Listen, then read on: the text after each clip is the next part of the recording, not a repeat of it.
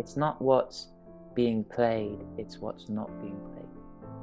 So if I stand this, stones throw away.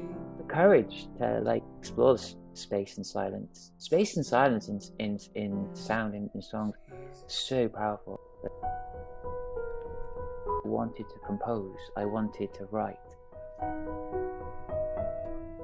But then I realized I have to start moving away from that because there's a voice in me that I haven't yet revealed. And so began the journey of using my voice and how to use my voice. Guns in his hand. The time she was coming home to die, but actually it became a privilege that she did come home to die, was there as my mum died, as literally her last breath, you know. And so, of course, that shapes you. You know, that shapes you in an enormous way.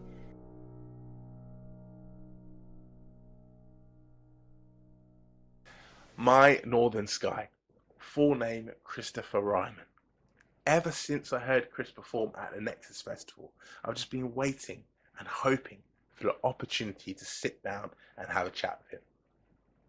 Chris sings with such passion, such purity, and the way in which he conveys a message through his music is like no other. Chris talks to us about the importance of space and silence in music. What a beautiful thing that is, and having the confidence to just be you. Today you're going to hear 4 incredible performances from Chris, 3 of which are featured on his upcoming EP. Not only is Chris an incredible musician, songwriter, but he's an incredible person. Today he talks to us about his passions, his love of football and giving back to the youth by teaching, coaching and inspiring others to be the very best version of themselves. He talks deeply about moments in his life that have shaped who he is today. I honestly can't wait for you guys to hear this. So with no further ado, my name's Luke Garns and this is The Independent Musician. Tap, clap, sing along, but please keep it on beat.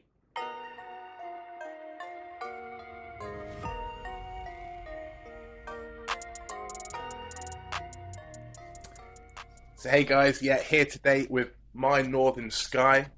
Really looking forward to this one. First time I heard you perform was at Nexus Festival, and I was just blown away. So happy to have you here on the podcast, and welcome. It's a pleasure. Perfect. So I always start the podcast with the guest with the same kind of question, really, because I think your fans and people listening to the podcast will be really interested to know this, and that is, what does music and being a musician mean to you? Okay. Bit of a philosophical question for this time of the morning. Straight into it already. Yeah. Wow. Okay. Wow. I think the way I would explain what music means, what music means to me is it has this extraordinary ability to just transcend words and what we often try and maybe find difficult to articulate verbally, you know. It just goes deep, and you don't even need to listen to the words. You don't even need to even like the song or like the piece. It can move you. It affects you, how you feel, how you respond, all these things. But when you come across something that just goes deep, and it's very hard to find the words or even express what it's doing to you and how it's making you feel. It's like, wow, what is that? That's just extraordinary. So I think the gift of music, you know, for everyone is just an extraordinary thing. So sometimes I'm like, I can't believe I can play music. So the musicians need the listeners. No listeners, where do the musicians go? It's a two-way thing for sure. But the privilege of being able to like sit at a piano more than anything, you know, more than singing, more than play guitar, anything like that, which is my first love, is the piano. So it's like just to be able to sit and like even just one key. I will just sometimes just play one key and just sit there listening to that key and just resonating. I'm like, what is that? You know, so I don't know if I've answered the question, but it's something again, just trying to I can't articulate it, but there's something going on in that, you know, and yeah. So it's a real privilege to be able to play as well as experience it as a listener. I think that's a beautiful answer, to be fair, because I think that's so. I feel the same way. And music kind of it's like undescribable. You know, you don't know how how it makes you feel and the emotions that come from it. You don't know why you're feeling a certain way, but you're feeling a certain way. And when you mentioned about how you being your first love playing the piano, and like when you hit those keys, and I really feel that when I see you perform, and when I watched you perform, like it's like you can tell that you kind of really feel it. And for me, I love that about music. So yeah, that's just awesome.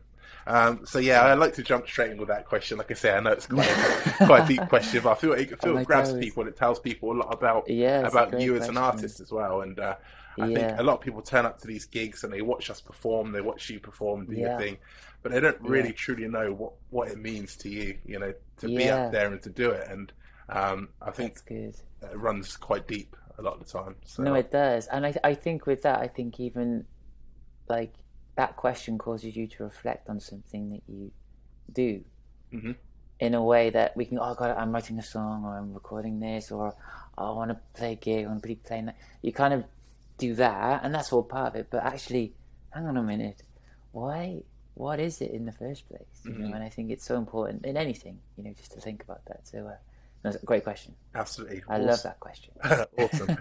Podcast over. We're done. That's it. That's it. Cheers for tuning in, guys.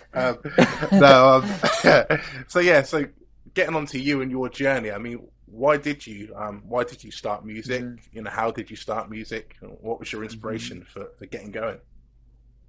Wow. So it all began when I was about, I was being 7 or 8. And one Christmas, my sister was given this like kind of toy keyboard, and piano keyboard, and I just like, it's like I was like, what? Just my eyes open, and it's the kind of keyboard I don't even know if they're around anymore. You press the on button, and there's like this thing would whirl inside, as though it like was kind of these little people making it work or something. I don't know. So. Obviously it was my sister's like present, and so I couldn't just jump on it straight away because it was Christmas Day and it's her present. But I was eyeing it. I was like, oh, I've got to have a go at that. And so politely, as a brother, I just waited, just like, I got to hold it here. I got to hold it. As the big brother, I can't just like boss myself around here, my sister around. And I just sat down on Christmas Day. So I just sat with it, and it was like this. I don't know. It wasn't very big. It's like, I don't know, about a foot, long. And I just started playing, and I started uncovering Christmas carols as I was playing. I just started to like work out Christmas carols. I was like, I really like this, and that really just began a real journey of like discovering. I don't know music theory. I know a little bit, bits and pieces. I could sit down and see a piano score, and it would take me ages and painfully. But I was never wanting to have lessons or anything. I wanted to compose. I wanted to write.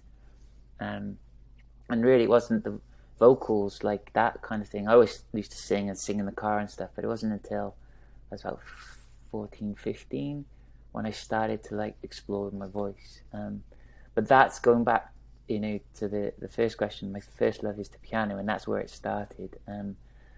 And I just love composing. I just love writing. I just love creating sounds, and that's where it all begins for me. So, and then the guitar, I didn't start, and my dad had an old guitar tucked away in a cupboard.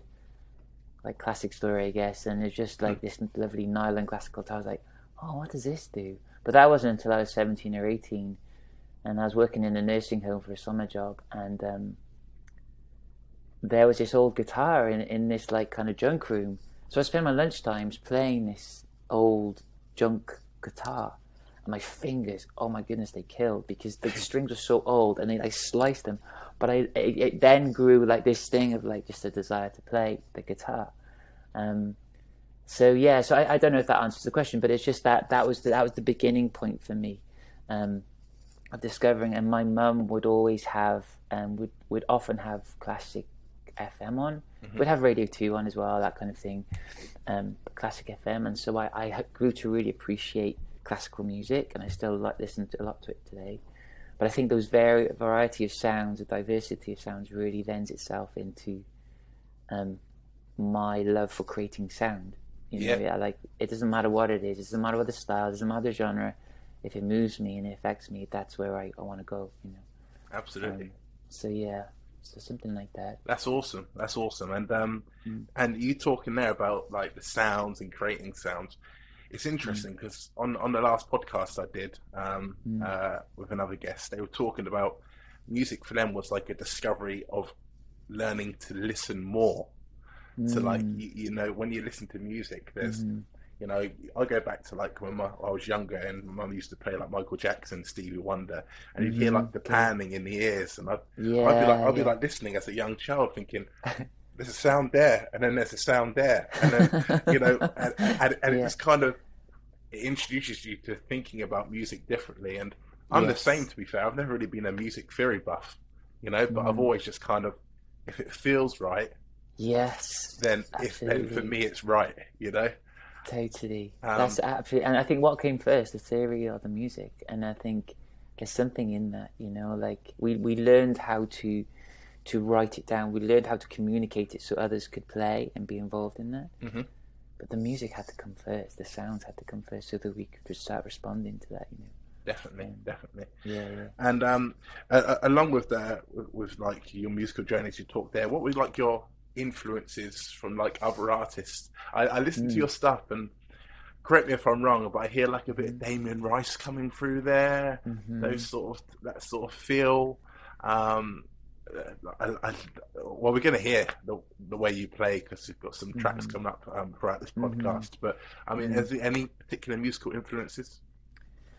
There's no one in particular. There's never been anyone particular. I think it goes back to what I said about having on the radio classical music. I still can't really.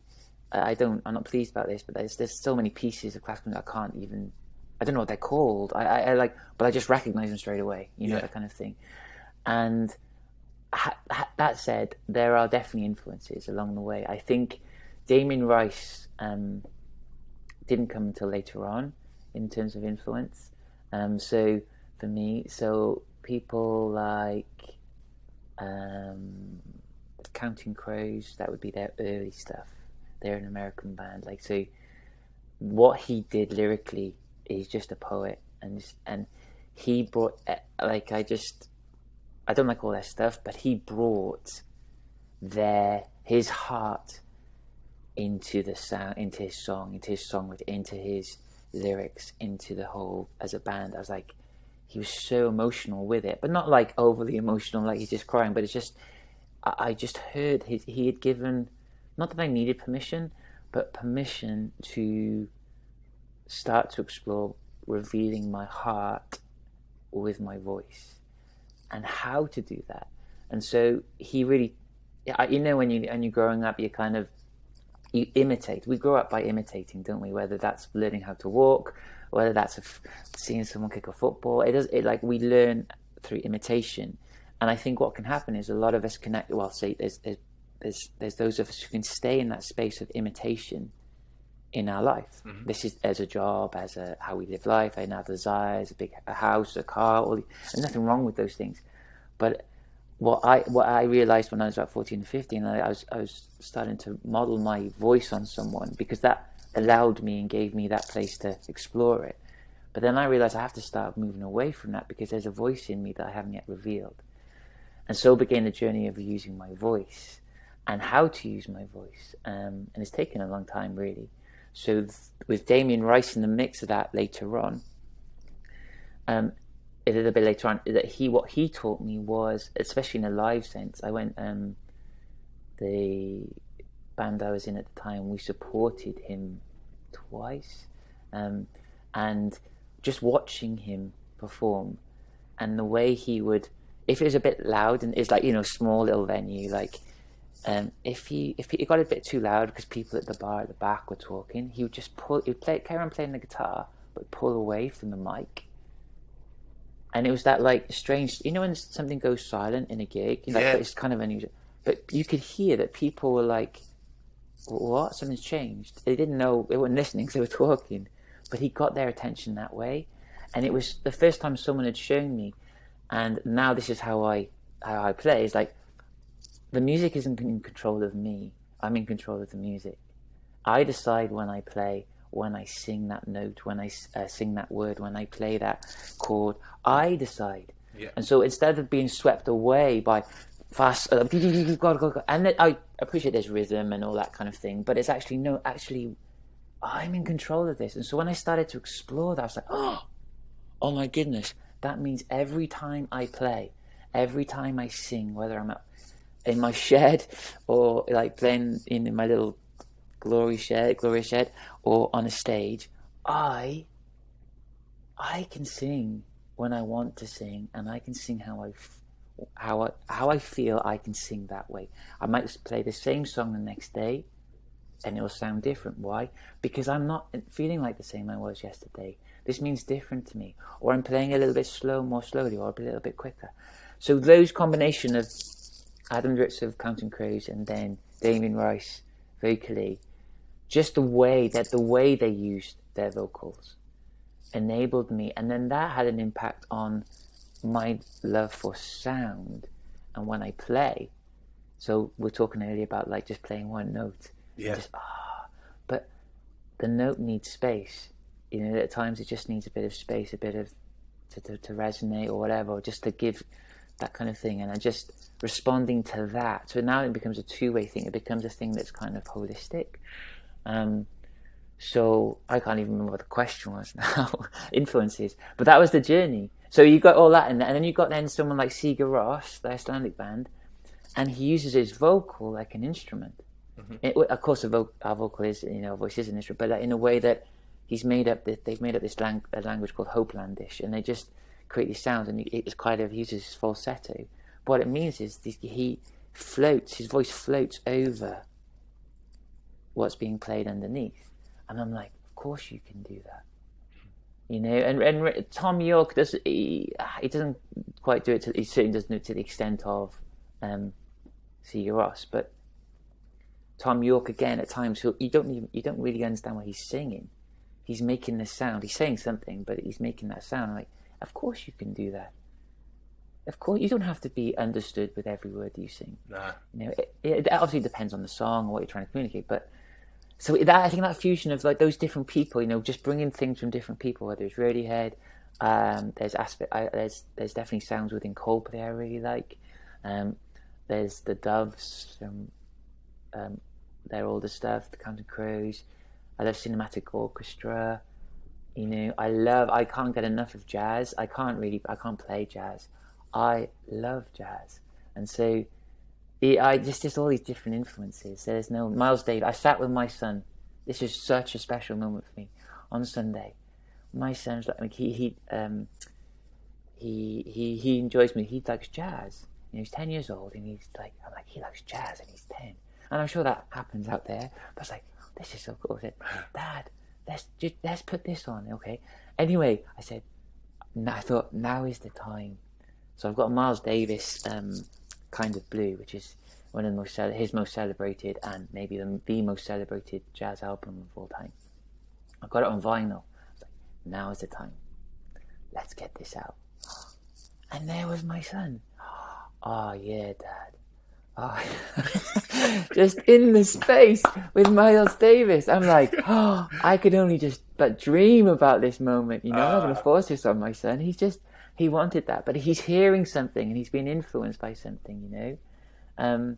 So there's another influence, you know, that kind of thing. So I could go on, but that probably gives a good overview of my influence in my sounds, as well as the story that it's had, the impact that's had on how I play as a musician today. You know.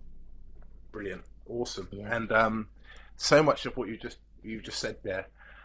I picked up on, and when you said about, like, you know, the music doesn't control me, I control the music, and you mentioned about space as well. And for me, as a musician, space has always just been such an important factor. And I think upcoming musicians who listen to this podcast, who are just getting into music, space is something which at a young age you think you've got to fill it all. Sometimes at a young age you're like, you know, you feel like you've got to fill all the space. You can't let the music breathe.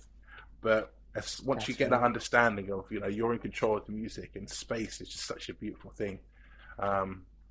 You know, playing percussion in the Connell Brothers, just a little triangle hit, just a little cymbal swell, you know, and just let it breathe. And that stuff for me is just beautiful. So it's lovely to hear you talk about that. That's so good.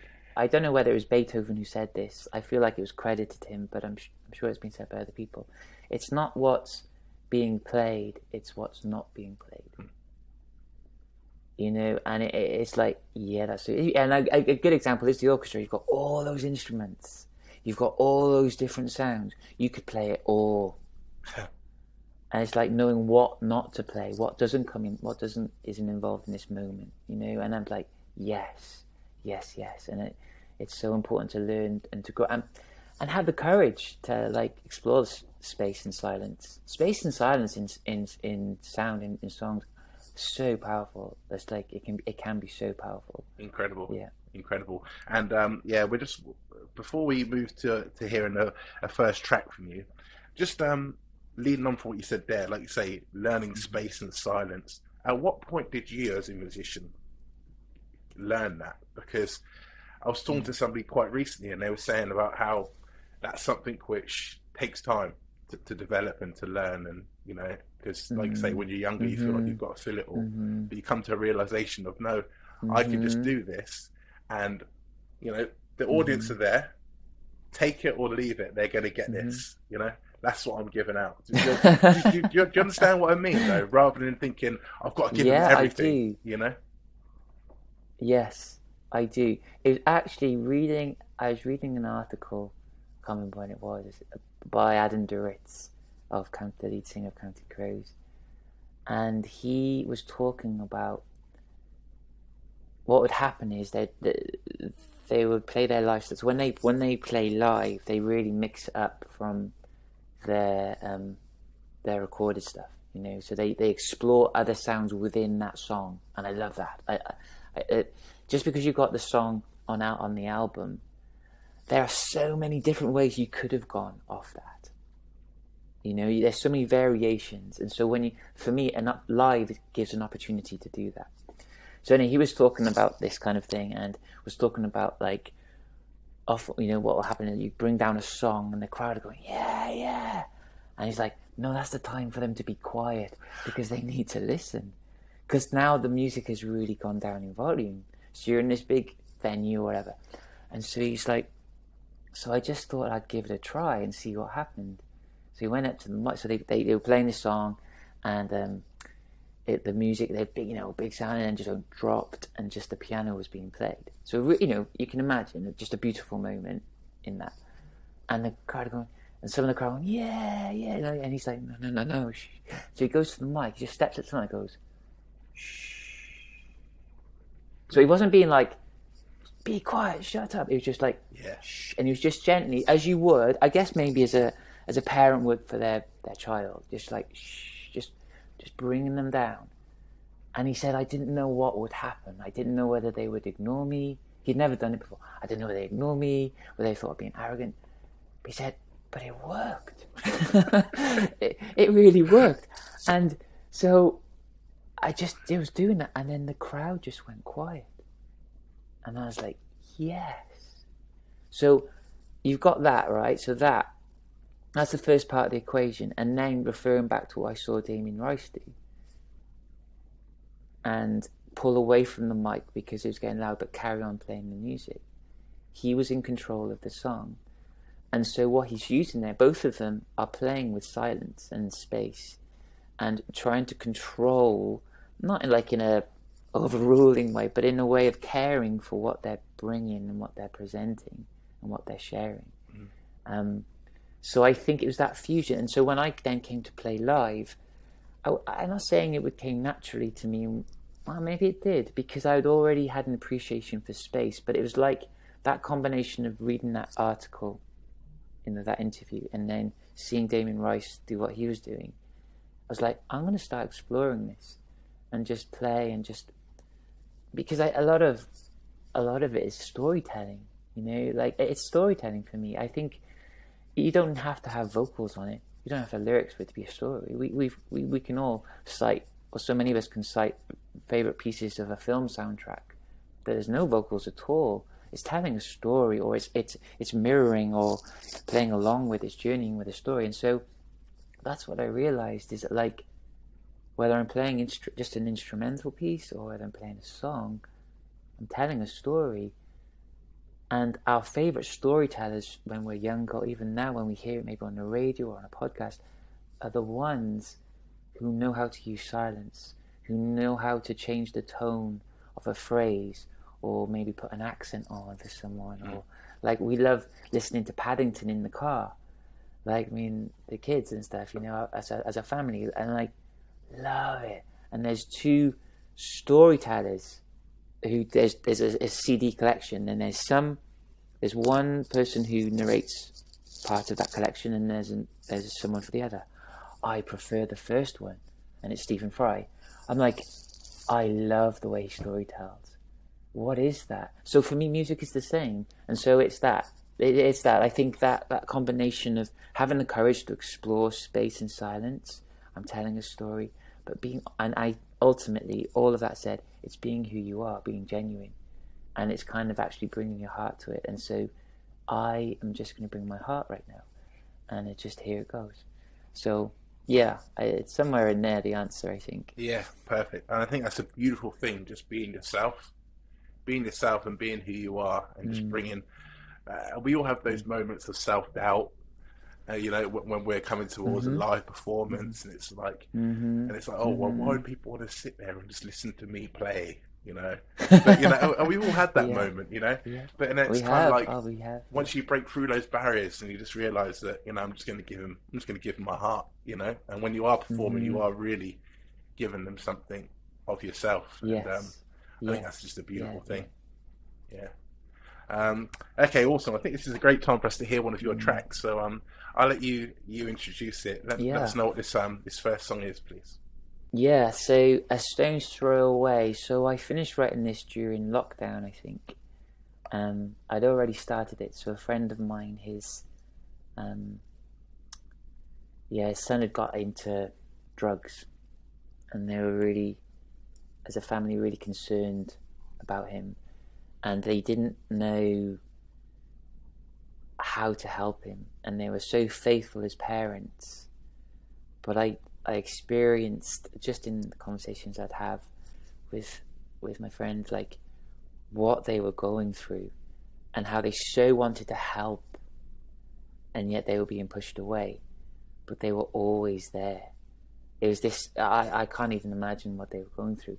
And so it's that idea of, like, just even being a stone's throw away from you, please just let me be even that close, even that far away to you, And then as lockdown started to, like, come in as, like, crumbs, this makes, this has a double meaning here, because we're all, like, in our little bubbles, and I'm like, oh my goodness, I just want to be in the same, I don't even want to see you, to wave to you across this, whatever it is. So it kind of brought two stories and experiences together, really.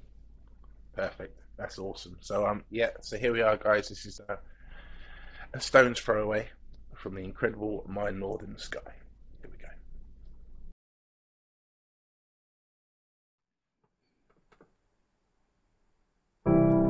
So dry my eyes, I close them tight, and I'm cold inside, so cold inside. Yeah, I haven't held you lately.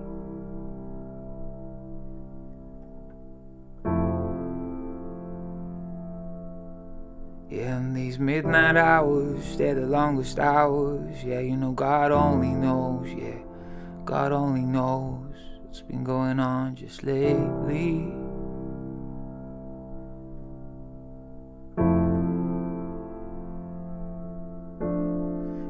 as I twist and turn, as we crash and burn, it's been miles and miles and miles without you here just lately.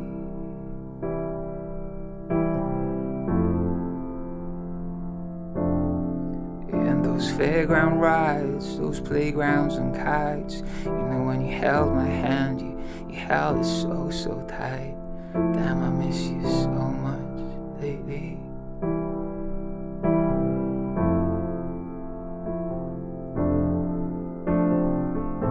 So if I stand this, a stone's throw away, well, would you let me?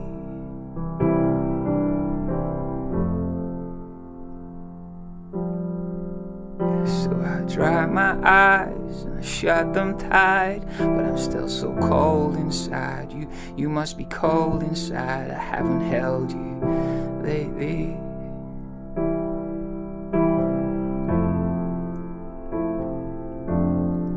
And as I twist and turn, as we crash and burn, it's been miles and miles and miles, yeah, without you here lately.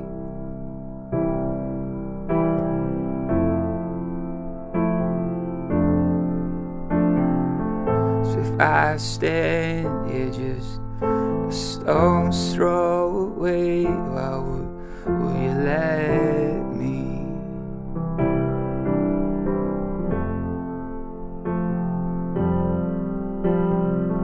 Yeah, I need to stand here less than a stone's throw away.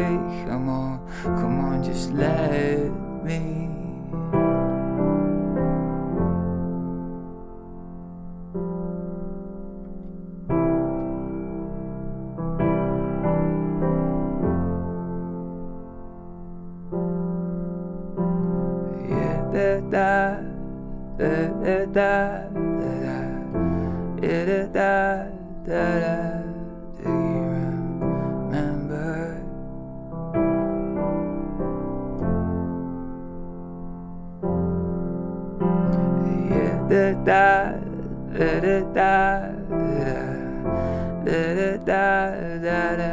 Do you remember? Do you remember?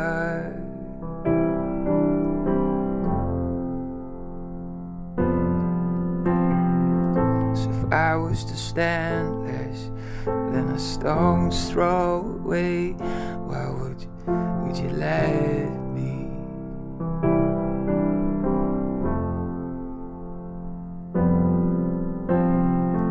Look, I need to stand less than a stone's throw away. Come on, just let me. Come on, just let me.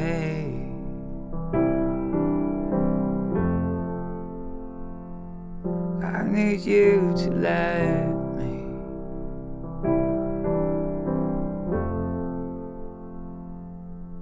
Come on, just let me.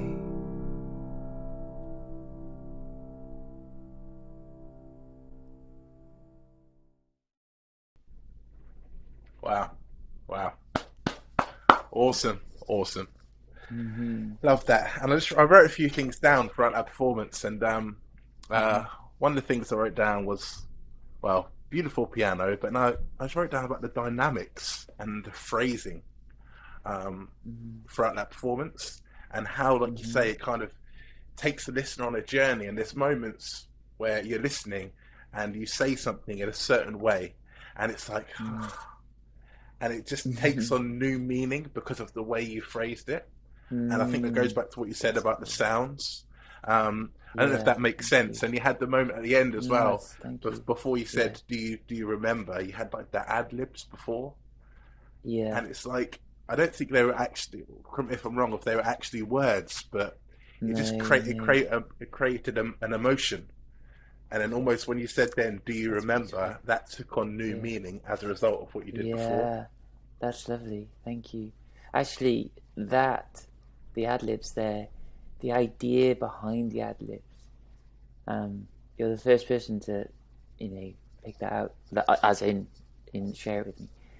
The ad lib, the idea behind it is, it's like, as a father or as a mother, like, you're carrying your child, and you would just sing a simple melody to them to help them and console them, or to comfort them. Sorry, and that's the idea, that in the midst of all of this turmoil that's going on in this song and in this story, this real story, real life story, just being able to go da da da da da da, because that's where you just come here. Do you remember this little melody I used to, like a nursery rhyme I used to just sing with you when you were young, when you were little. So that's the idea behind that. But that's really encouraging for me that you share that with me, and also the phrasing, because I want to say I work what I've been, but that really follows on from what we were talking about before we listened to the song. Is that very idea of each word or each phrase means something. So we say it as we mean it, and that might change tomorrow. That's okay. And I think that you've picked both those areas out. It really is a real compliment for me, that you should say that. So yeah, thanks Luke. You deserve people to recognise that from your music, because it's just a beautiful thing. So yeah, just moving on to talking a bit more about you. We spoke about music and inspiration and journey and stuff like that.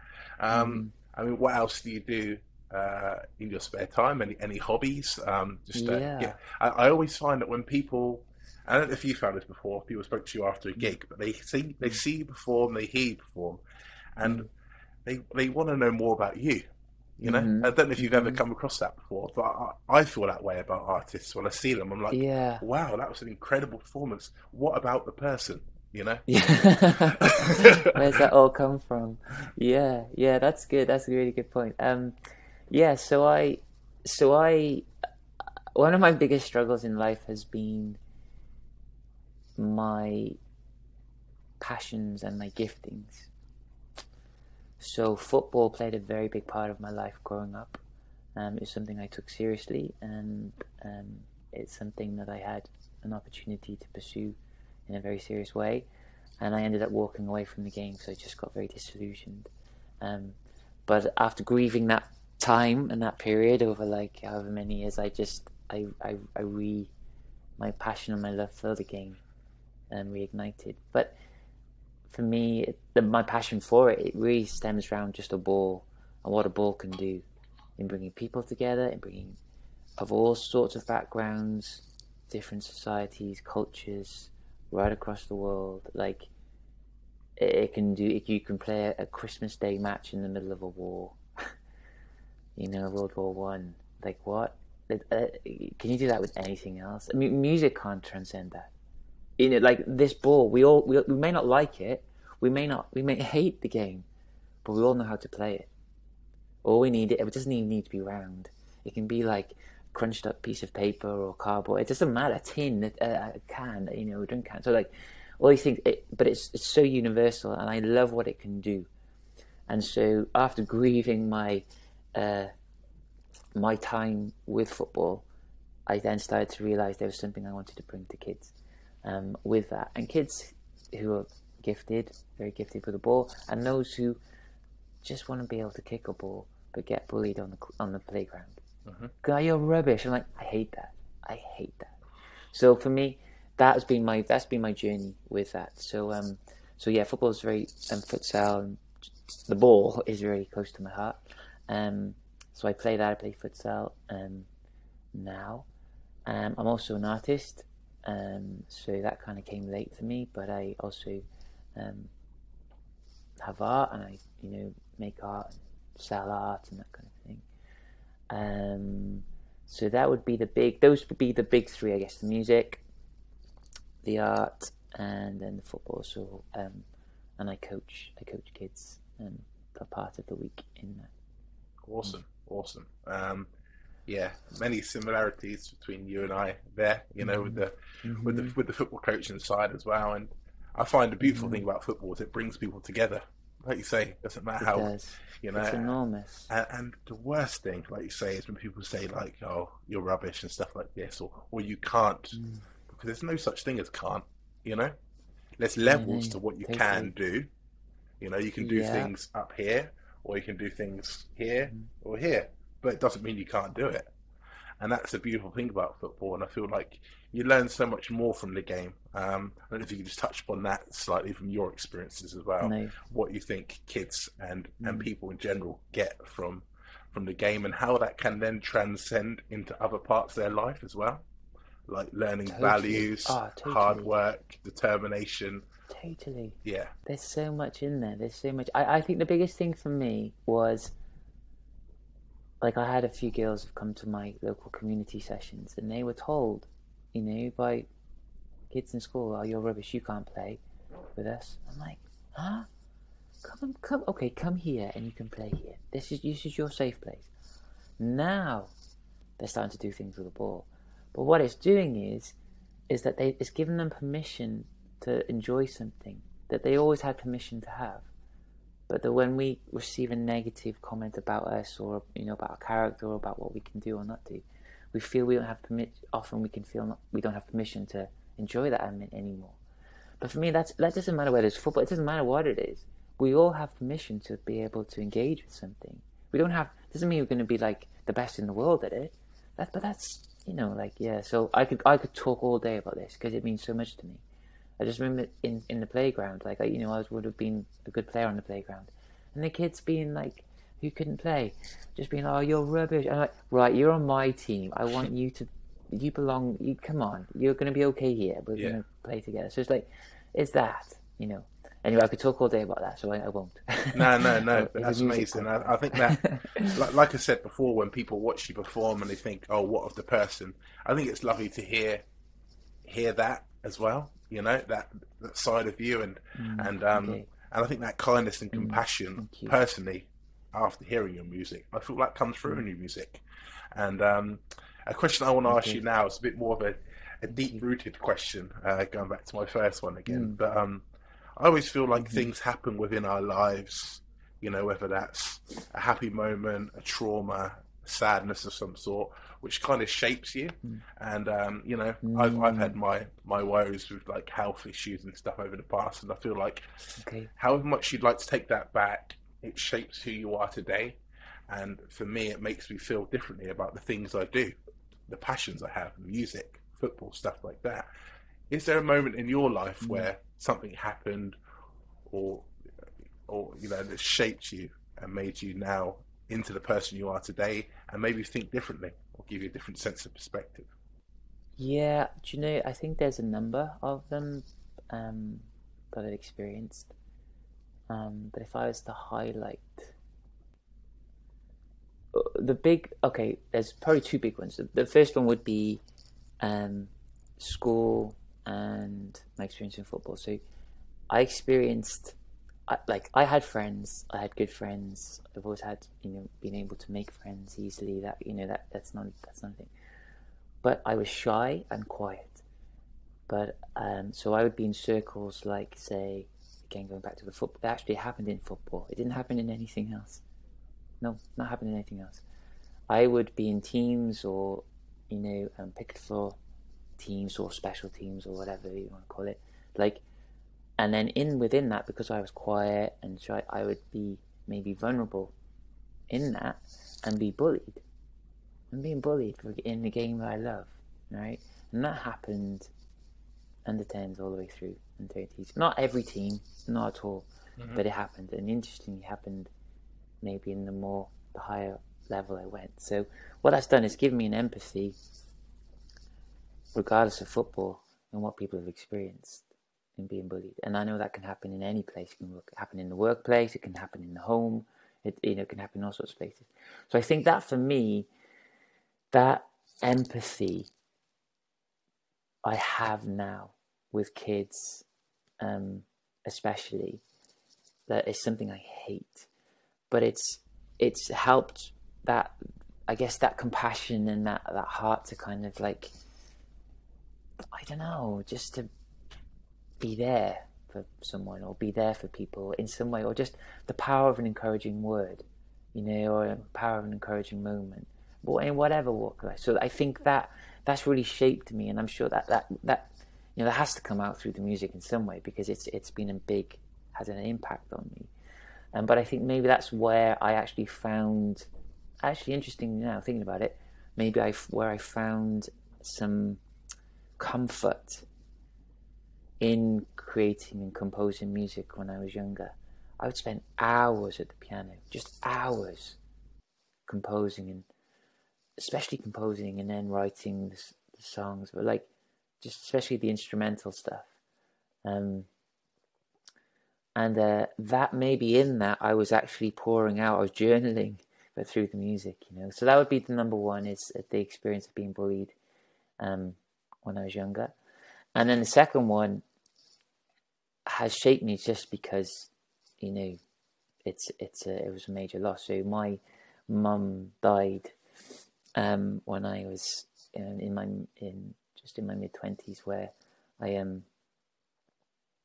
within a month of being diagnosed, she died, and so of cancer. So it was a Christmas night, like Boxing Day morning, and when she died. Amazingly, she died at home, because she had been in hospital. The cancer just went. The acceleration was extraordinary within a month, and she wasn't able to speak anymore and that thing. And the hospital said, "Look, take her home." And really, I didn't really clock it, maybe in my naivety, maybe in my denial, that at the time she was coming home to die. But actually, it became a privilege that she did come home to die, because I know that many people can die in hospital, but in other places, you know, and I'm sure there's people listening to this that have experienced death close to them, so in various ways. So it actually became a privilege, and I was there as my mum died, as literally her last breath, you know.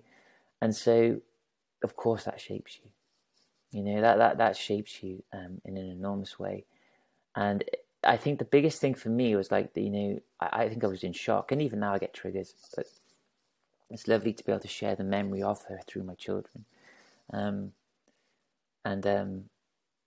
with my children, just being able to refer to things and reflect on things. And not that like I'm always talking about her, but I just realized how special she was, and how special she was to me, you know. So yeah, that is shit. But what I think the biggest thing I realized on the back of that was, I was like, what? A year later, my family and I, we didn't have Christmas at home. It was just like, it would be strange. It was just like a year on, and so we went away to Salzburg, and for the Christmas, and it was beautiful. It was so beautiful. Like I don't know if you've been to Salzburg before, but like the snow had fallen, and it was just like old town for Salzburg. It's just beautiful. And I went for a walk that night, one night, just by myself, walking through the snow. I was like, what? Here I was, a year on from what happened. My mum was no longer with us, and like, what is this about? What is life about? You know, I just was like, what? And then I remember coming to outside a church, and there was a statue of Jesus on a cross. I was like, why did you die? You know, I was trying to like understand what death was. I was trying to understand that. And I just said, why did you do that? Like, you know, I've heard about you dying for, you know, you died for the world. Like, what does it even mean? And as I stood there, I had this moment. I was like, something dawned on me. And I realized that love outlasts death. That love outlives death. So death, where we consider it the final thing, of course, in the physical, there is that being passing for sure. But I realized, and I was able to, I hadn't stopped loving my mum. And I couldn't communicate with her. I was like, but I haven't stopped loving my mum. Oh my goodness. And it just dawned on me, love is stronger than death. And I just, and I think, although it still was hard after that, but it just was a real defining moment for me. in my faith, then just in how my walk from that point in terms of faith, but it also in terms of realizing that my mum lived in me still, her influence on me, all that she'd given to me, her love for me carried on. My love for her carried on. That's why I was grieving. That's why I was missing her, you know. But her love for me was carrying on in a way that, like, I was able to live my life the way I was because of the influence and the love she had given me. Wow, love is stronger than death. Love outlives death. Love outlasts death. And that was a real defining moment for me in my walk. And it doesn't mean it's been easy since. And just, you know, life, as we all know, has its challenges, tribulations, there's awful things that go on at times. So like that, and that love is love. What? Oh yeah. So those two, I think those two situations, stories, life experiences, have had an enormous impact on me, and which understandably, really, because it's one is very much about attacking your character and being bullied.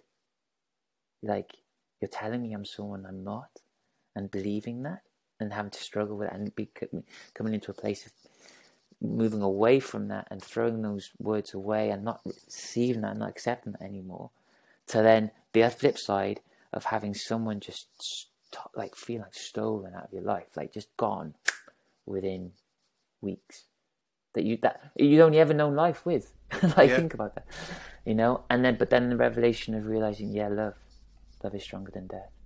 So that would be my answer. That, I think that's would be the two things I'd pick out there. Incredible. Thank you so much for sharing that with us. And like I say, I think, you know, we all have moments in our life that kind of shape us and mold us and make us think differently. And I think we don't always take the time to think about those. And I think when we do open ourselves up and think about those, it gives our whole life more meaning. Oh, that's why I do this. Yes. That's why I feel that way. That's why I give to these people. You know, and it all comes back from those deep-rooted moments in our life, and I think it's an amazing thing to talk about those. And that's just a beautiful thought. Love outlasts death. I think that's amazing. I've made a note of that, and I think that's just beautiful. And I'm really going to take that away from this podcast. So thank you so much for that. We're going to hear another track from you now. So if you kindly introduce that would be amazing. Yeah, sure. So this is called Mayflies and Sunflowers, and this is by far the quickest song I have ever written. And as my wife knows, can take a long time. I craft, and I can struggle at times with perfectionism, so I have to really deal with that in my life. But like crafting a song, you know, that kind of thing, it just as a craftsman with a piece of wood. But this came as a shock. This went boom, boom, boom, boom, boom, and it's like literally in one night. And I'd had the piano piece, a little bit of it before, but as I was writing it, what was happening at the time, and I wasn't consciously thinking about this, it was only really on more of a reflection of it after I'd penned it, was that this happened at a time when Syria, the issues in Syria were very much mainstream news, so it'd be a few years ago now. And I kind of just basically put myself in a situation of, I have no idea what it's like to be in a war-torn country. Like, absolutely no idea. I can only imagine from what I've seen, what I've read, what I've heard, you know. So in this situation, I just imagine the story of like a father and a daughter. So, and I have a daughter. So that becomes even more for me. But like, of just the story of a father and daughter at a time of real unsettling, of war, of all that kind of thing.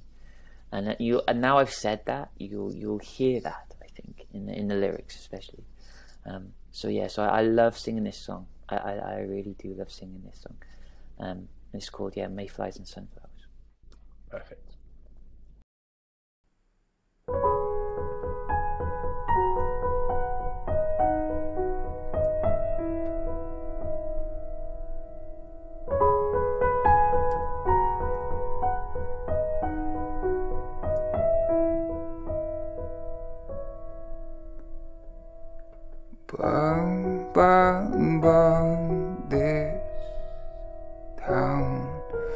burning.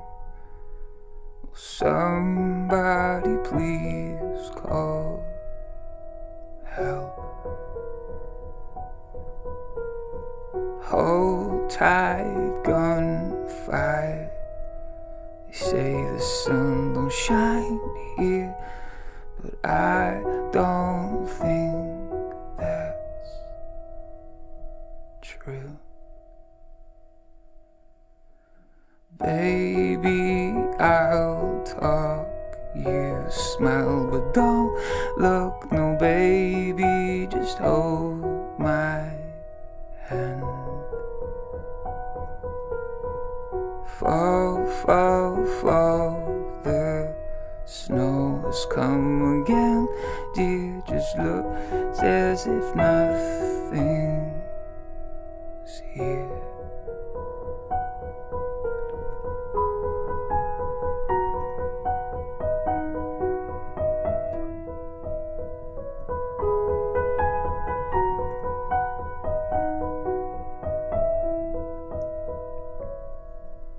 Guns in his hand, the prayers in my hand. Look, can we just stop to talk? If you go my way, I'll go your way, then maybe we'll understand.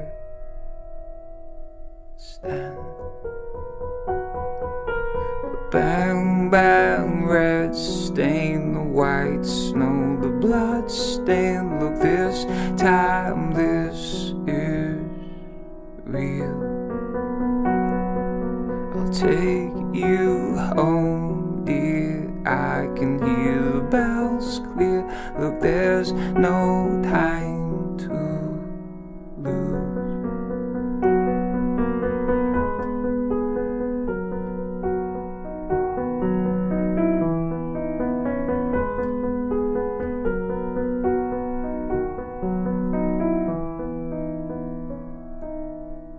Stained glass window, sunlight breaks through, paints your face so true. Those mayflies and sunflowers seem so distant. I promise you that they are true. Those mayflies and sunflowers for you.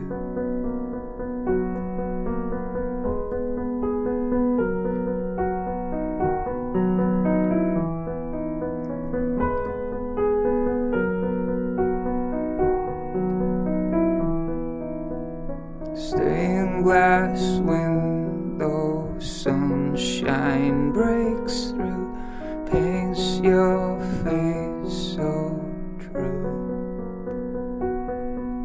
Those mayflies and sunflowers may seem so distant. I promise you that they are true.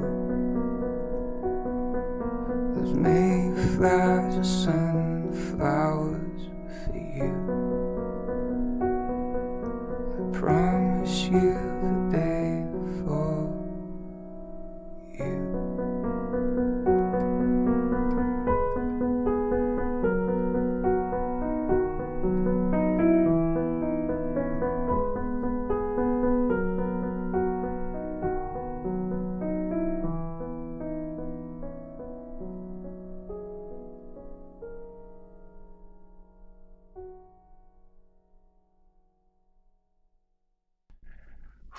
Beautiful. Absolutely beautiful. That's so good. I was getting lost in the music, but I was just picking up on certain little bits there. The piano and the way you played it and the way the melody itself creates movement within the song. I want to get on to talking a bit more about your songwriting. But I don't know if that makes sense what I'm trying to say there. And almost like the tension and release of how you play. You know, it's got the melody kind of speeds up in places and then strips right back down. It's got the dynamics, the light and shade. And I feel like all of that takes the listener on a bit of a journey. It was that intentional, and any thoughts on that? Yeah, so I don't. It's a great question actually. I don't think I've ever written a song where I sing with every note on the piano. The melodic notes of the piano. You know, I'm actually singing along, like then, and but because of the style of the piano, it works. And I was just like, Tori Amos actually, she's a big influence. She's massive influence. I didn't even mention her earlier on, piano wise, because her philosophy was she wanted to play the piano like an electric guitar. So that's how she approached it. Now, it doesn't mean it sounds like an electric guitar, but it's the idea. I was like, she explored creating something different. And Thomas Newman, again, he's the composer. He's done Shawshank Redemption and Green Mile.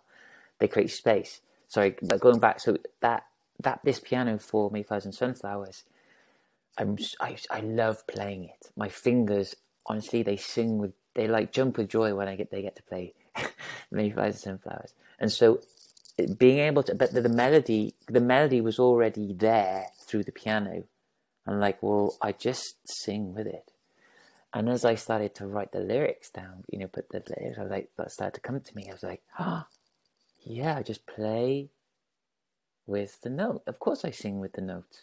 Of course I do it this way.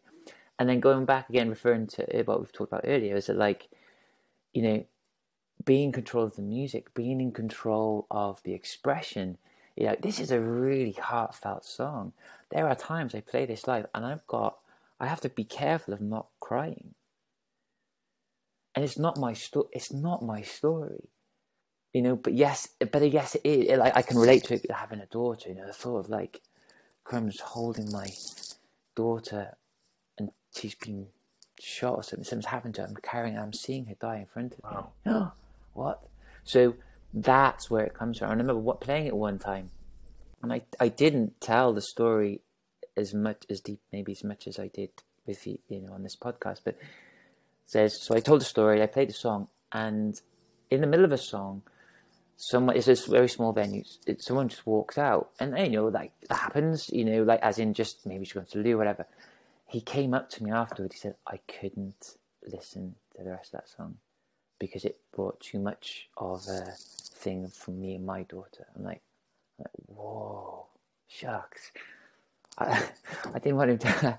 I didn't want to put him off and leave, but it just showed how deep it went, And you never know. That's the beauty of music. You never know how deep something can go with someone else. So going back to the way they played piano, speeding up, that kind of thing. I love playing that song. I enjoy it so much because I feel like I can express it and express myself so freely, whether it's just purely the piano playing, whether it's vocally or both. And there's so much being said.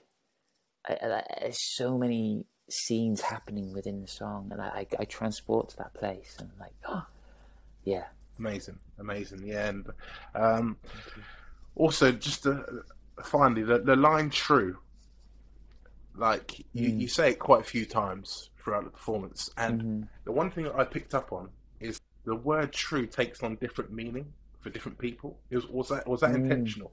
I'm not sure if it was. It's weird because it's just such a simple word, but you can relate it to what you're talking about in the song, or you can relate it to something else in your life. Does that make sense? I don't know if it does. Yeah, it does. No, absolutely. When you said it and the way you phrased it, and it was like true, and it's like truth is a beautiful thing for a start, and it kind of made me think about other things other than the song. I don't know if that's that's amazing. I think the word "true," like true or false, truth, is it has such a profound meaning, doesn't it? Really, when you think about it, is that true? Is what we're reading in the papers true? Is what we're hearing true? Is what you're saying true? Be honest. It's the same thing. True. Are you being true to me?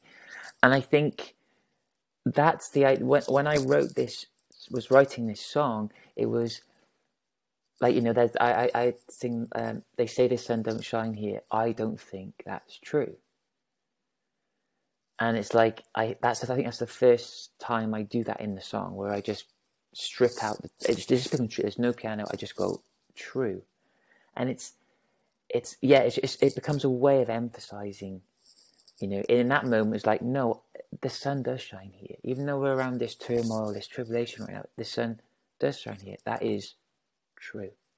Truth number one. Then when you come like later in the song, and I don't know if I should even share too much detail about the song, because I like people to listen. You know, they have their own take on it. Yeah, but at the same time, here I am. The father's with the daughter, and the daughter's like, you know, is she dying? Like, so as you go, just take this with you. What that memory was for you, that we treasure, you and I treasure together, that was true.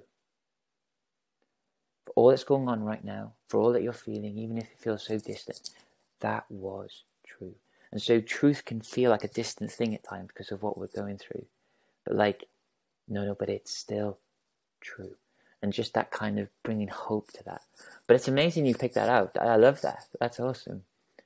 So yes, I think subconsciously, consciously, and unconsciously, that's what, as I was writing, that's what's going on in that. Beautiful, beautiful. And I know there's so many aspiring songwriters, artists that may listen to this podcast, and they want to draw on the experience and the thought process of people like yourself who write these amazing songs. And I just wondered if you could talk to us before we hear another track and then start to wrap up the podcast. Talk to us a bit about your songwriting process. You spoke earlier about how it's very methodical and you dwell on it for long periods of time. How do you go about writing your songs, and what advice would you give to people that want to write songs and give a bit of themselves? So I'll start with how I write music. So the music comes first. That's what I'm most inspired by. I think that when I start, just whether it's on the guitar or whether it's on the piano or wherever it might be, it just starts to create the mood. And so from that moment, then it starts to begin to unfold. And so it takes me ages. It can take me ages with the lyrics, because I feel like I know how to write lyrics now. When I say I know how to for me. I'm not saying I know how to do it. It's more I know how to do it for me, what I'm happy with, how I like to write lyrically. But that, honestly, at times I'm like, oh dear, it can take so long. So, but it also feels like it's a maturing process of a song. Or a piece of music. So like I'll have the title, and over time, like, I'm gonna start to change that and unfold that, and I actually really like that. But at times I need to be more intentional in bringing that maturity into fruition, not just waiting for it to happen. So it's a kind of around that really. I love when I've got on my Spotify playlist, I've got one of my playlists is called songs that inspire me to write, and they're just basically growing number of songs when I just want to go and write right now. And so I've just kind of put that aside in this little pocket, as it were. And I was listening to it the other day in the car with my two boys, and I said, guys, just listen to this. I was having a dad music moment. Like, guys, just listen to it. I tell you what, like right now, I don't want to be going to football training. I want to be going home to write a song. So I think just going back to songs that really inspire you to write, that can really help. So moving into what you asked, what advice would you give to others? I think the biggest thing is that be yourself, be genuine, and that in itself is a journey. And I thought I knew what that looked like when I was 15 or 16. And maybe I did in one sense, because that was part of the journey. But it's actually, no, be true to who you are. And what that means is, what we so often do is we can get caught up with what we think is cool, in terms of what we write. As in, well, is that cool? Is that what's going on right now out there? What is on what's on mainstream radio or mainstream, kind of platforms? Like, what's this? And would it sit on that? Would it be able to have a place in that? Would it be, that's where now there's nothing wrong with it being on mainstream. I'm not saying that, but if that is no longer a blank canvas, because you've got to now be cool, because it's got to sound cool, hasn't it? It's just got to sound cool. So, yeah, but are you creating what is you? Or are you creating something to sound cool because that's what you can do? Now, if you want to do it that way, that's different. But for me, people I'm moved by, the people when I listen, are the ones that are just bringing themselves. And so I remember when I was writing, I wrote my album, and my album's very different to the stuff we've been listening to today, really. And what it was, it's like a film soundtrack of pieces, but with songs dotted in. So it's like it tells a story, basically. My goodness, I struggled with this album. It took me 2 years, and the reason I did, it wasn't because of the music, it was because of me, because I had to go through that thing of no longer weighing up, well, will they like this on the radio? Will this be able to go on the radio? What am I talking about? What am I talking about? So already I've put parameters and boundaries on my blank canvas. It's like, you can only use these 2 colours. I'm like, oh, what? Oh, okay then. No. So the journey, it's a real journey of, I think, for myself, but it certainly has been, it's like discovering and finding out who you are and not being swayed by what you think it should sound like. Remove should. It should sound like this. It should be that. Just like, no, just be you in it, And I think, and whatever inspires you, and that might be going through for a walk along in streets. I love walking through busy city streets as much as I love walking through the woods. Like, what inspires you? What, that kind of thing. So, yeah, there's so much in that. And but I think if we start to learn, and maybe the biggest thing is, become aware of yourself in this, because when you become more aware of yourself and who you are in this, you will start to understand how you write, and you will understand what kind of sounds you want to create, regardless of whether you're looking for. You don't then looking for approval and affirmation.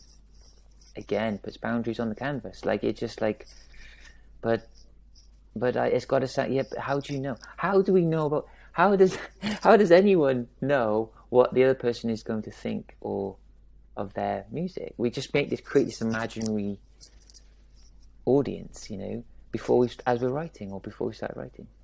So, Amazing. yeah. And you're talking there about boundaries and like validation. Yeah, validation. People. That's a good word. Yeah. And I think that's just a massive thing. Well, in today's world and society of like social media and stuff like that, everyone's seeking validation. Oh, yeah. I should look that way. I should sound that way. Totally. I should do it that way. Totally. And like you say, that journey of like self-discovery, finding, no, this is me. And, and that's all you can. And I think that's just a great message to send out there, and for people to, even if they're not a musician, just in other elements of their life as well, to really take that on board. Yeah, absolutely. Sorry, I was going to say, for you, like, what's been your journey with that? Like, that kind of, because it's a journey. It's not a destination. It's not. It doesn't just. You don't just arrive there. It's like it's a life. It's because we carry baggage. We carry stuff with us. It's a constant thing, isn't it? Really. And over the years, like, I've got to a point now where it's funny, very much so how you talk and how you spoke about your music. How I'm comfortable with what I do now. So when I'm whether I'm playing club percussion, how I play it, when I play, what I play, I'm comfortable with, this is my style. Or if I'm playing in a band, I've had moments in the past where I thought, oh, I need to do this because they're doing that. There was this other club percussionist, actually, it's a funny story, and in Bournemouth, I had a residency down in Bournemouth for years, and my residency stopped, and I'm like, oh, we're going to try out this other percussionist. And they're like, oh, he's got a bigger drum kit, he's got a bigger setup, his have all got lights on, all this sort of thing. And they're like, we're going to try him out. And then, funny, a month later, they come back and ask me to play. They asked me to come back. And they said, oh, can you get lights on your drums, though? And I was like, no, I don't have lights. I don't have lights on my drums. They're like, can you get a bigger drum set? And I was like, no, I just have my bongos, my chimes, my cymbal. Yeah. That's my setup, really. And then suddenly they just embraced that, and I was back there every week, and the feedback from people was like, oh, we're so glad that you're back. And it kind of made me feel like, oh, no, what I'm doing is okay. You know what I mean? And just those little, I'm not sure if I've even answered it. I'll come around to it myself. But I think just those that's little brilliant. moments. I love that story. Those moments in your life where you feel like, no, I'm doing all right, and it kind of... That's amazing. Oh, I think I love that. That's a great story. That's a great example. That, because you're able to, like, the fact that story that you have is a real one, and that you just, no, I'm just going to be true to myself. This is my setup. And I don't have lights. And it's like, yeah, this is how I do it. And it's not an arrogance. It's not about being, well, this is how I do it. And so it's nothing to do with that. It's actually, well, no, this is how I do it. This is how I play. This is who I am. And if you want me to be something else and someone else, then I'm not able to do that, because that's not me. No. And I think I love that. That's a brilliant story. I love that. Thank you. Yeah, and it's that whole less is more thing as well, isn't it? And I've always been a great advocate of that. But yeah. This is amazing. I hope you guys who are listening to this podcast are enjoying this half as much as myself. Quick one. If you enjoy the way this podcast looks and sounds, maybe you too do podcasts or any kind of video content where you're in one place and your guest is in the other. You want to check out riverside.fm. The beautiful thing about this platform is it's not dependent on internet connection or streaming. It takes video and audio straight from your device, uploads it to the cloud, takes it from your guest device, uploads it to the cloud. They come together and down in perfect sync. So you get great video and great audio quality every time. If you want to support what we do here at The Independent Musician, then please click on the affiliate link down in the description. Sign up today and get your first hour free. Thank you. Sorry, excuse the plug there, my friend. We have to do it. That's good. That's good. You should you should get your drums out and do a little. Yeah, kind of, but like... I should have got a. Oh yeah. Oh, you missed it. I missed it. I have to put it in the post edit. I'll get in the post edit. Yeah. So after all the talk we've had about songwriting, about finding yourself, I think it's a great time for us to hear another track from you, and then we're going to finish up after that with a few podcast traditions, and then it's been amazing. But this next track, thank you so much. Yeah, so this actually is my my favorite song at the moment that I've written, and I think it's because lyrically it sums up the challenges that my wife and I, my family and I have had. When I say that sounds big. I don't mean it. It's life, and you have your hopes, you have your dreams, you have your things you're working towards, you desire, you long for, individually, as a couple, as a family, all these things.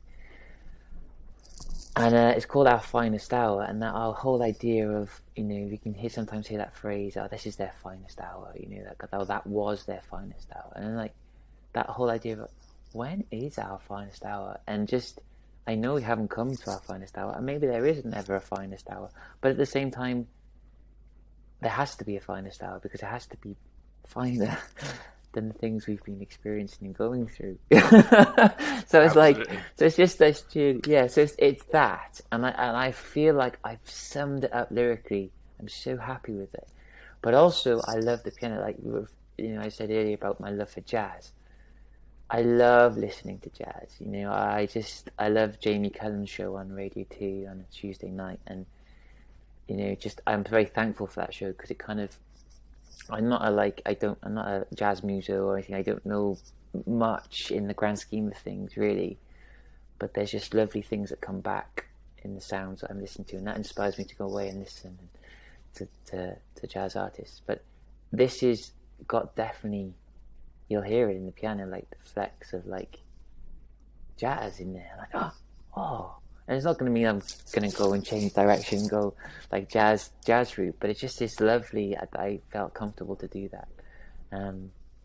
So yeah, and so these songs, these actually are on the EP that I'm going to be releasing soon, as well as another song. So yeah, so this is I'm really happy with these songs, but I'm really happy, particularly personally, on this song. And what's great about that, and what we were just talking about, is that although I obviously want people to enjoy it and like it, if not love it, I really love this song.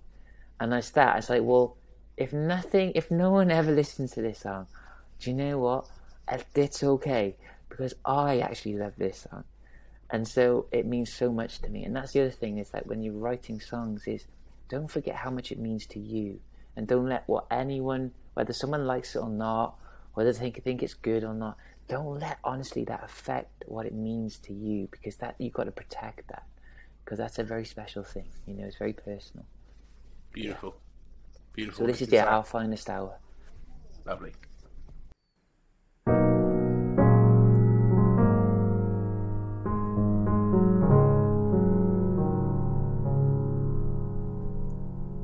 When it's all died down,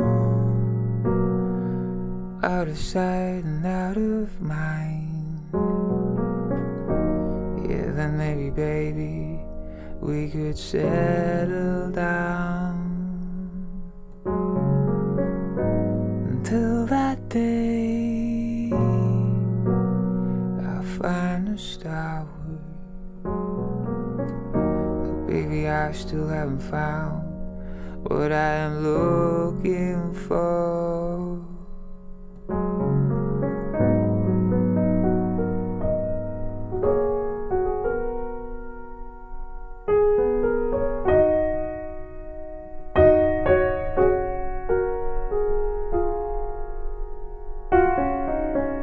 Stone cold on a bright summer's day.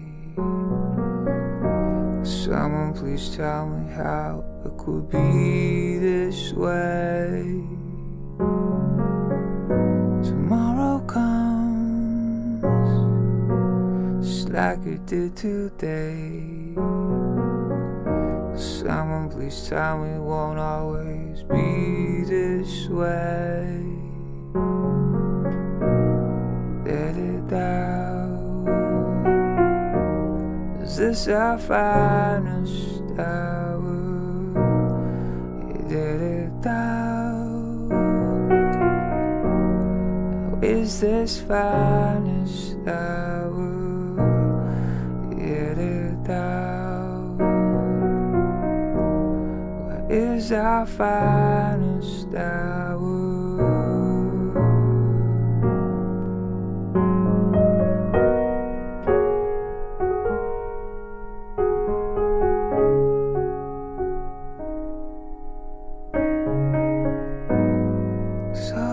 Down, out of sight and out of mind.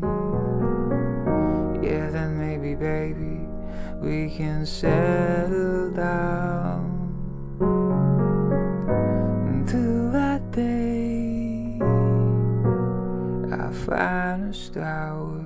Oh, baby, I still haven't found what I am looking for.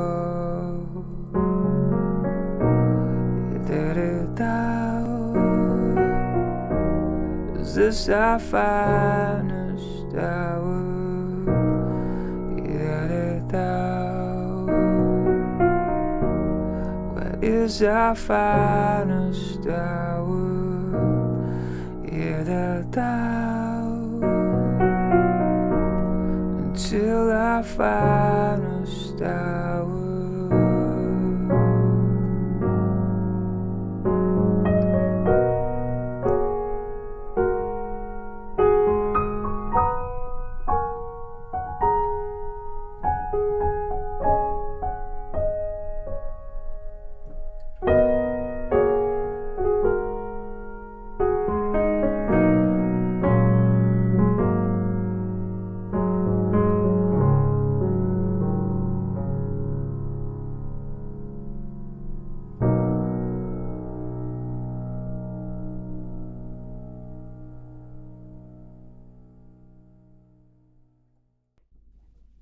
Beautiful. Wow, fantastic. Yeah, that was our finest hour. The thing that I wrote down from that one there was thought-provoking. I thought that was a very thought-provoking performance. Just made you kind of think about, and the line there as well, tomorrow comes as it did today.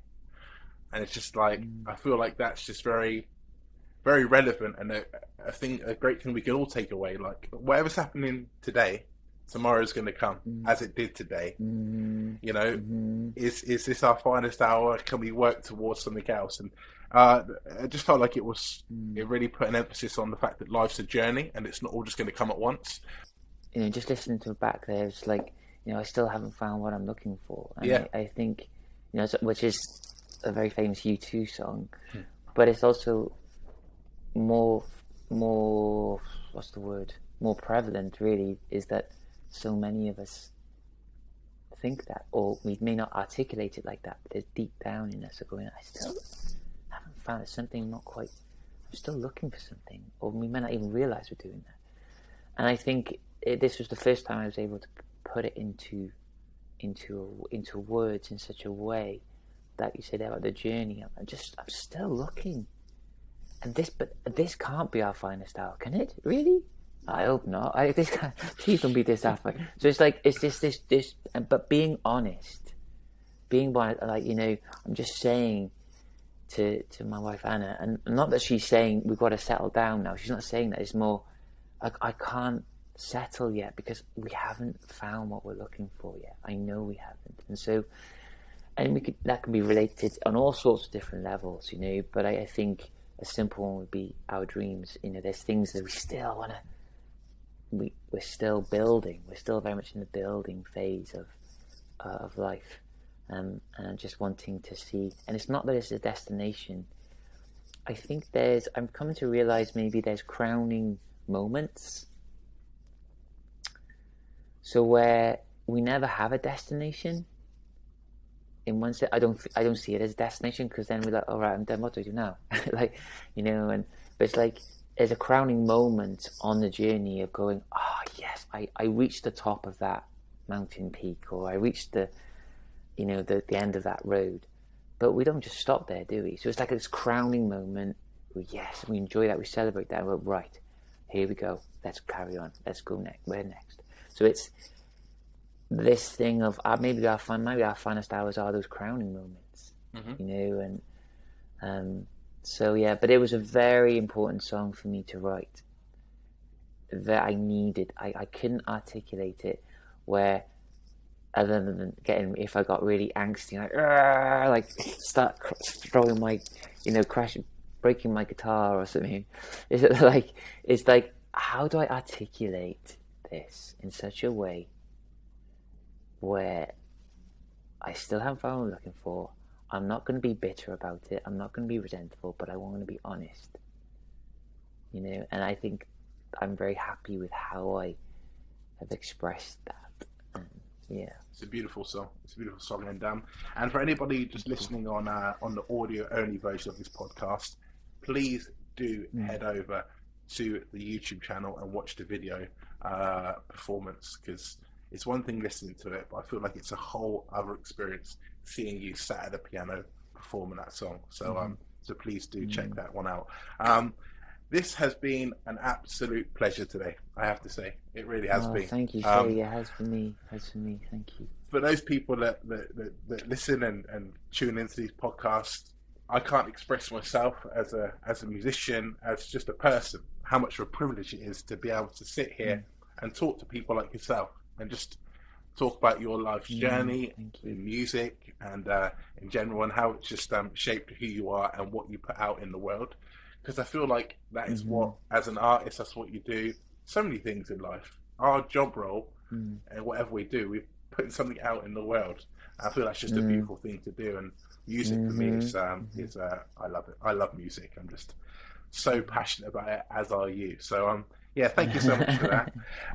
We're gonna, like I say, we've got a tradition on the podcast where the previous guest asks the guest that's on a question.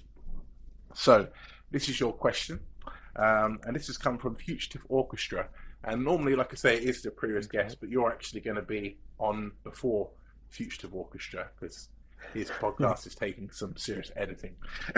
Okay. Okay. But anyway, this is his question to you. And he's said, if you could pick any one gig in history to attend, what would it be? To attend. Yes. Wow. As to play or to attend. watch? So maybe you could pick a certain gig from a certain artist at a certain time. If you could be there and experience it. Maybe you've previously already experienced it, but if you could go back and or choose one, what would it be and why? See, I think I've already experienced it, but I think it's because it's very personal. Mm-hmm. You know, so I could, even just thinking about it now, it's like just blows me away. So I was watching a band called the Doves, but not the Doves, but they're called Doves, and oh my goodness, right? So they had this. It was the stage. It was in the University of Cardiff, and they've changed. I think they've all kind of torn it down now and built it back up again. So but the stage was really, really, really wide, like really wide. And there's three in the Doves, there's three members in the Doves plus one. There's some sessions with them, right? So you've got these guys, right, and they kind of play very like soundtracky music. Kind of, they sing. There's there's a lot has got vocals, but you can be in a film with that kind of sound. But they've got this nearly as wide as the stage is. They've got a screen that's as wide, and they have just got all this imagery being thrown up, right? So instead of anyone taking center stage, which I have no problem with, someone with a mic in the middle of the stage, they are, and there's two of them will sing. They'll take turns to sing at times, depending on the song, are on either side of the stage, towards the sides. And so the center of the stage is taken up by the cinematic landscapes. Oh my goodness! To be honest, it's a lot more common to see that thing nowadays. But like, I was mesmerized. I just think I just must have stood there, not doing anything, and my eyes wide open. And I'm like, I couldn't believe what I was experiencing. I was experiencing this visual, I was experiencing this live sound, I was experiencing the band not taking center stage, but being obviously so pivotal to it all.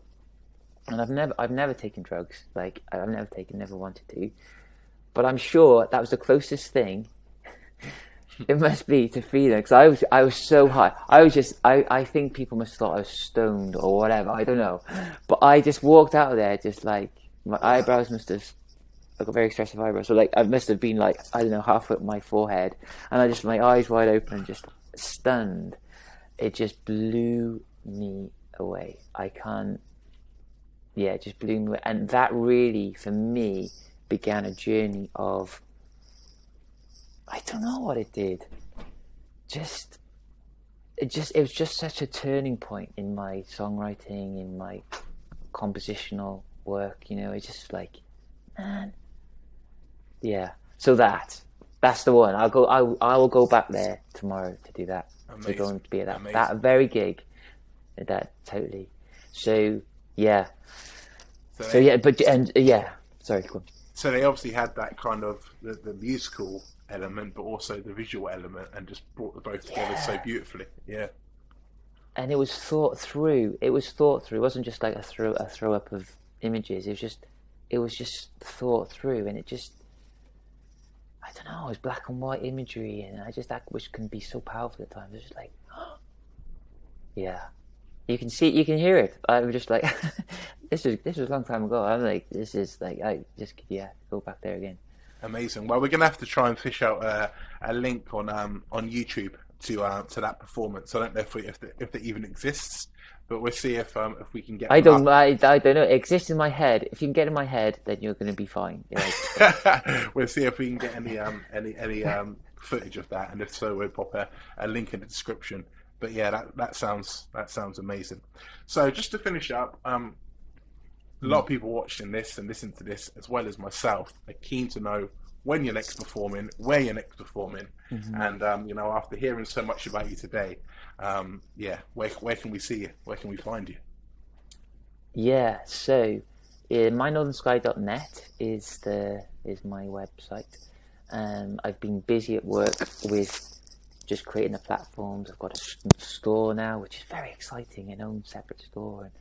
And I've just been working on various platforms in that sense. So that's very exciting for me. In terms of live, I'm playing in crumbs. I think it's April or May. It's in the Are You Listening Festival, which has become quite a popular festival in Reading, where we're currently living. So that's really good. That's good. But I'm hoping to get more. Obviously, I always find the new year is a kind of a slow start, but I purposely do that. But I think if you want to hear me, if you want to hear my stuff, mynorthernsky.net is the best way. And even to sign up, you'll get free downloads and all that kind of stuff. But I will let people know when I'm gigging and that kind of thing. I also do house gigs, so hopefully, so that's a really cool. So if anyone, I'm saying all of this, forgive the self-promotion, but if you wanted and were interested in putting on house gigs and stuff, then I would love to come. So again, go mynorthernsky.net for that. And what I love about that, the idea behind that is it's not just me playing, it's like the friends of the person in the house, they can play too. And then you can even jam, or we can. It just becomes you can do there's things you can do that you can do that you wouldn't do at a music venue, Yeah. And just the intimacy of that and stuff. So it's a different experience. So again, house gigs, or I'm playing live in April or May. I can't remember when. And then I've got EP sort of pre-release at the moment. So it's pre-order and pre-release, and 3 of the songs you've heard today. Will be on that. And I've got a back catalogue that I'm going to be looking to release sometime. So I've purposely been building everything up and creating the whole foundations and platforms to be able to to be a step ahead of myself, really. So it's an exciting time. But to start the year with the podcast with you is honestly, it's such a blessing. And thank you so much for having me. But not just me, having other independent musicians to be able to share their story, share their lives, and have a platform. And also in that, be a platform then to be able to inspire people who are listening in whatever way, whether they're musicians or not. Just inspiring them to go and do their thing. I just think, hat off to you, and I thank you for that. It's amazing. I appreciate it. Thank you. It's like I say, it's a privilege and an honor for me to be able to have these podcasts with amazing artists and just people such as yourself. So it really is amazing. So we're gonna end the podcast with one more song from yourself, and that's gonna play us out to the end of the podcast. So before, because of course we're not gonna have a chance to talk about after hearing this song, tell us anything we need to know about this song, and then we're gonna hear this one to play us out. Yeah, so I wrote this song during within the last 2 years, basically with everything that's going on around the world. And it's just being honest, I just got my guitar out on this one, and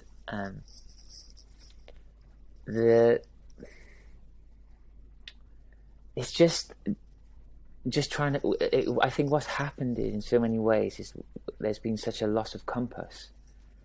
It's like, which way do I go? Where do we go? What? And just being honest with that, and just being I naturally lament in my music. I'm an upbeat person, but when it comes to music, I can lament, and this really is, I guess, is a lament. But it's also, again, it's giving permission just to be honest with ourselves, and just to be honest with questioning things. And it's like journaling, or just having a conversation with someone, just where you can just offload. And for me, this was that in a very simple way, but in a way that I just wanted to saturate it with imagery, in this lyrically, to just create that picture and that painting. And And just that looking, being in the middle of the ocean, where are we? Just looking for the edge of where the ocean meets the land. That's one of the lyrics. It's like, just I don't need to go on the land right now necessarily, but just show me where the ocean meets the land, so I can have an option or a choice or something where I can get off, or seek refuge in that way. So yeah, this will be on the EP as well. Perfect. So guys, I don't always do this at the end of the podcast, but thank you so much to you guys that have listened and tuned into this podcast. I hope you've enjoyed this nearly as much as me. I've absolutely loved it. My Northern Sky, amazing. Please go check his stuff out. In May, he's going to be performing at the Are You Listening Festival, and all of that information and more can be found at mynorthernsky.net. I mean, home gigs. Who doesn't want to have this guy come to their home and do a gig? Seriously, go on to mynorthernsky.net, get involved. If you love the song today, which I did, check out the EP, which is pre-release, and all of that can be found on mynorthernsky.net as well. We're going to finish up this podcast. It's been amazing. Thank you so much to you. This is Ocean. Thanks so much, Luke. Thank you.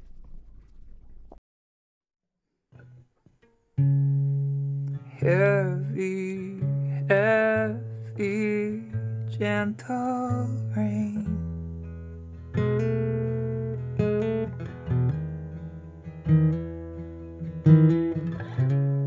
For a moment, the blackbird song just hides the pain.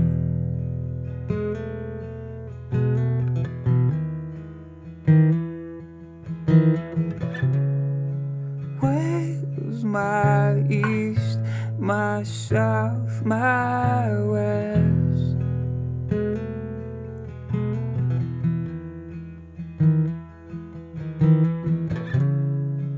Where's the edge of where this ocean meets the land?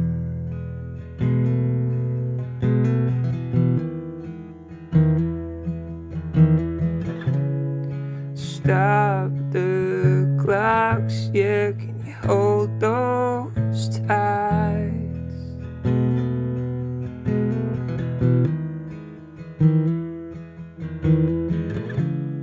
Can you hold up the sun, yeah, just above our skies?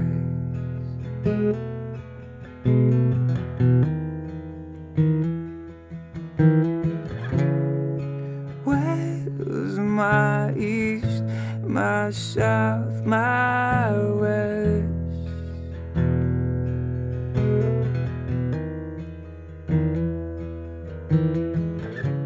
There's the edge of where this ocean meets the